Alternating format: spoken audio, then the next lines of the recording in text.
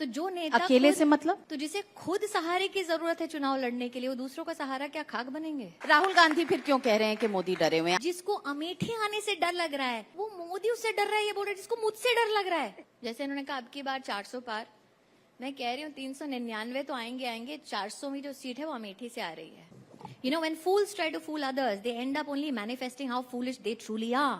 आप राहुल गांधी को फूल बुला रही हैं? नहीं, मैंने कहा फूल, आपने कहा राहुल गांधी, आपका प्रॉब्लम है। तो चलिए शुरू करते हैं। दोस्तों, सत्ता के अहंकार में राहुल गांधी को पानी पी पी कर कोसने वाली स्मृति ईरानी का कहना था कि हमारी 400वीं सीट अमेठी होगी, जो कि मुंगेरी लाल के हसीन सपना बनकर रह गया और इस पर लोग आज तक खूब मजे ले रहे हैं। तो आप भी देखिए और मजे लीजिए। आप तो अमेठी से चुनाव लड़ रही हैं, आपके विपक्ष में खड़ा कौन हो रहा है? वो आपको अपने फेवरेट पॉलिटिशियन से पूछना पड़ेगा नाविका जी। और अगर किसी को ये खुशफहमी है कि लास्ट मिनट में कैंडिडेट अनाउंस कर देंगे और मैं बहुत चक्की रह जाऊंगी, तो इससे ज्यादा कोई जुवेलाइन पॉलिटिकल पोजीशन हो नहीं सकता, क्योंकि हम जानते हैं अंततोगत्वा कोई तो लड़ने आएगा ही।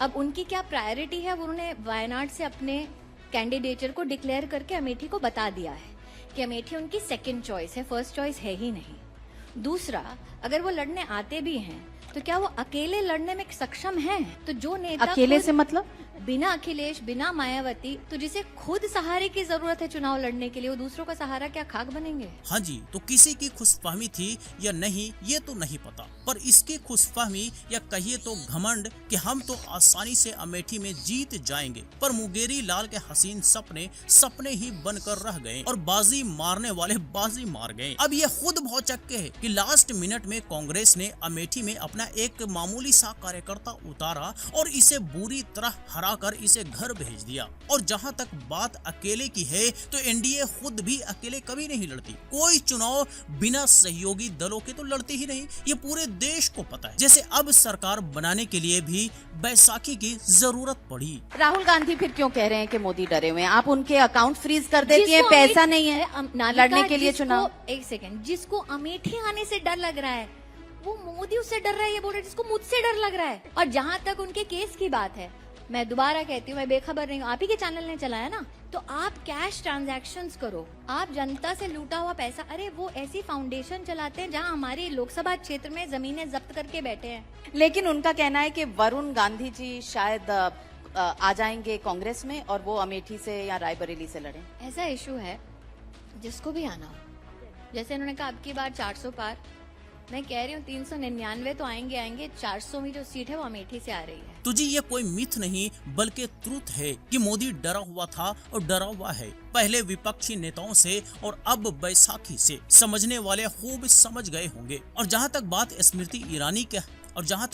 स्मृति ईरानी का है, जो कहती हुई दिख रही हैं कि जो मुझसे डर रहा है उससे भला मोदी डरेगा। अब बताइए कि किसे डरना चाहिए? मैं बता देता हूँ, स्मृति ईरानी को राहुल गांधी से डरना चाहिए, भाजपा को कांग्रेस और सपा से डरना चाहिए, क्योंकि अब की बार 400 पार में 400वीं सीट जो अमेठी से आना था वो महज एक सपना बनकर रह गया, या कहिए तो मुंगेरी लाल के हसीन सपने बनकर रह गए। और ये सारा कुछ हुआ कांग्रेस और सपा की वजह से।